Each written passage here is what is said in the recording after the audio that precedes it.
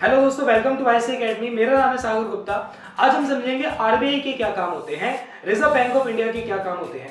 इससे पहले वीडियोस के अंदर मैंने कमर्शियल बैंक के बारे में बताया है कि व्यापारिक बैंक, कमर्शियल बैंक के क्या काम होते हैं, मनी फंक्शन क्या होता है। डिस्क्रिप्शन में आप उन वीडियोस को जरूर देख लेना ताकि आपको मैक्रो इकोनॉमिक्स का चैप्टर 3 मनी एंड बैंकिंग का पूरा कॉन्सेप्ट क्लियर हो जाए। चलिए बढ़ते हैं इस वीडियो में आगे और समझते हैं आरबीआई के बारे में। तो दोस्तों सबसे पहले बात करते हैं आरबीआई के इंट्रोडक्शन की, यानी कि आरबीआई की स्थापना हुई कब, आरबीआई आया कब भारत के अंदर। तो आरबीआई 1 अप्रैल 1935 में, यानी कि आज से ठीक 85 साल पहले, 85 इयर्स पहले आरबीआई भारत के अंदर आया था। यानी कि आरबीआई की स्थापना 1 अप्रैल 1935 में की गई थी। उस वक्त आरबीआई का हेड ऑफिस कलकत्ता था, लेकिन 1937 में 2 साल बाद वो हेड ऑफिस बदलकर मुंबई कर दिया गया। तो इस वक्त अभी आरबीआई का जो हेड ऑफिस है वो मुंबई में है। ठीक है, तो ये तो रही इसकी स्थापना कब हुई। अब बात करते हैं कि आरबीआई क्या है। भैया आरबीआई जितने भी देश के अंदर बैंक है उस पूरे बैंकिंग ढांचे की सबसे सिरमौर व्यवस्था है। सिरमौर का मतलब सबसे ऊंची, सबसे सर्वोच्च बैंक है, इसको आप ऐसे कह सकते हो। भारत के अंदर सबसे बड़ा बैंक, सबसे ऊपर बैंक जो है वो आरबीआई है, रिजर्व बैंक ऑफ इंडिया ही है। इसका मेन काम क्या होता है, इसके बहुत अलग अलग काम होते हैं। तो इसके क्या क्या काम होते हैं उसको पहले डिटेल में समझेंगे। सबसे पहले आपको ये क्लियर हो जाना चाहिए कि आरबीआई भारत के अंदर सबसे ऊंचे लेवल पे है, सारे बैंकों का बाप है ये। ठीक है, सारे बैंकों का बाप है। हर बैंक, जितने भी बैंक है देश के अंदर, ये हर बैंक की खबर रखता है और हर बैंक को इसको इंफॉर्मेशन देनी भी पड़ती है। तो बात करते हैं सबसे पहले आरबीआई के मेन काम क्या है, इससे आपको डिटेल में आपको पता चल जाएगा। तो दोस्तों आरबीआई का सबसे पहला काम होता है नोट जारी करना। भारत के अंदर जो मनी छपती है, पैसा छपता है, कौन छापता है, आरबीआई। मनी वाली जो वीडियो मैंने बनाई थी मनी फंक्शन के ऊपर, उसमें ये बताया था, अभी दोबारा बता रहा हूं कि मनी को जो छापने का अधिकार है वो सिर्फ आरबीआई के पास है और यही उसका पहला काम भी है, नोट इशू करना, नोट जारी करना। तो आरबीआई का सबसे पहला काम है देश के अंदर मुद्रा को छापना। ठीक है, फिर आता है बैंकों का बैंकर।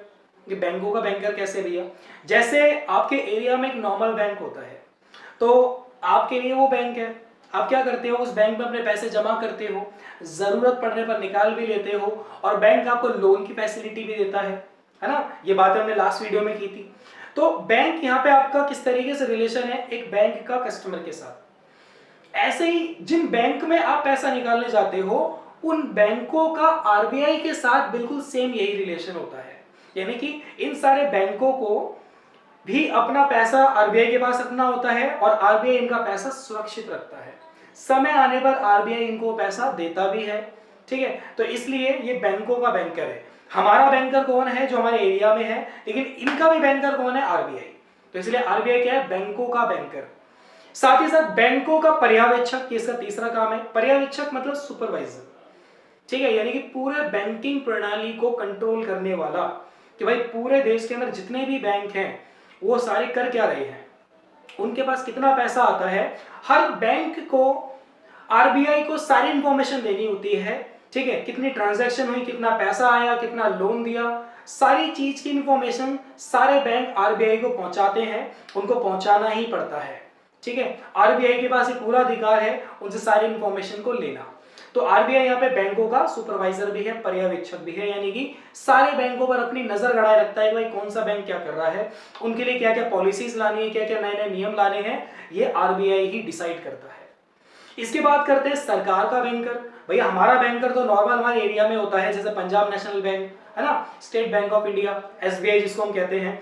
ऐसे ही सरकार का भी तो बैंक चाहिए ना भाई। सरकार अपना पैसा कहाँ रखेगी, हम जो पैसा सरकार को टैक्स की फॉर्म में देते हैं, सरकार के पास जो पैसा टैक्स के लिए इतना सारा पैसा कलेक्ट हो रहा है, तो सरकार ये पैसा रखेगी कहाँ पे, बैंक में। तो वो इन बैंकों में नहीं रखते, वो रखते हैं आरबीआई के पास। ठीक है, बहुत ज्यादा अमाउंट होता है, उस अमाउंट को संभालने के लिए आरबीआई यहाँ पे जिम्मेदारी उठाता है। तो सरकार का बैंकर भी कौन है, आरबीआई। साथ ही साथ सरकार को अगर जरूरत पड़ने पर पैसा चाहिए तो सरकार आरबीआई से पैसा निकाल भी सकती है और बैंक सरकार को लोन भी देता है जिसके बदले में ब्याज नहीं लेता। तो ये भी इसका एक काम हो गया कि जो बैंक है आरबीआई है, ठीक है, सरकार का बैंकर है, तो सरकार पैसा निकाल भी सकती है, पैसे डालती है तो निकाल भी सकती है, लेकिन आरबीआई उनसे ब्याज नहीं वसूलता जब उनको लोन देता है। तो ये तो रही बात आपकी कि भाई आरबीआई जो है, जो रिजर्व बैंक ऑफ इंडिया, वो सरकार का भी बैंक है। अब बात करते हैं अंतिम ऋणदाता। ये इसका नेक्स्ट फंक्शन है, मतलब एक और काम है अंतिम ऋणदाता। नाम से ही समझ जाओ भैया, अंतिम ऋणदाता, ठीक है, एंड का, लास्ट का। भैया कोई पैसे नहीं दे रहा तो ये देगा, ठीक है।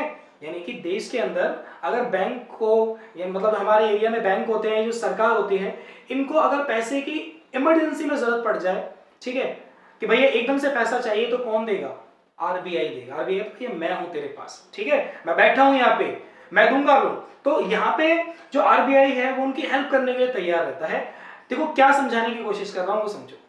मान लो कि अगर बैंक में ऐसा हो कि कभी कभी कस्टमर से पैसा निकालने ही जा रहे हैं, डालने नहीं जा रहे, तो ऐसे में बैंक के पास पैसे कम पड़ जाएंगे, तो तुरंत आरबीआई उनकी हेल्प करता है, यानी कि आरबीआई उनको पैसा पहुंचाता है।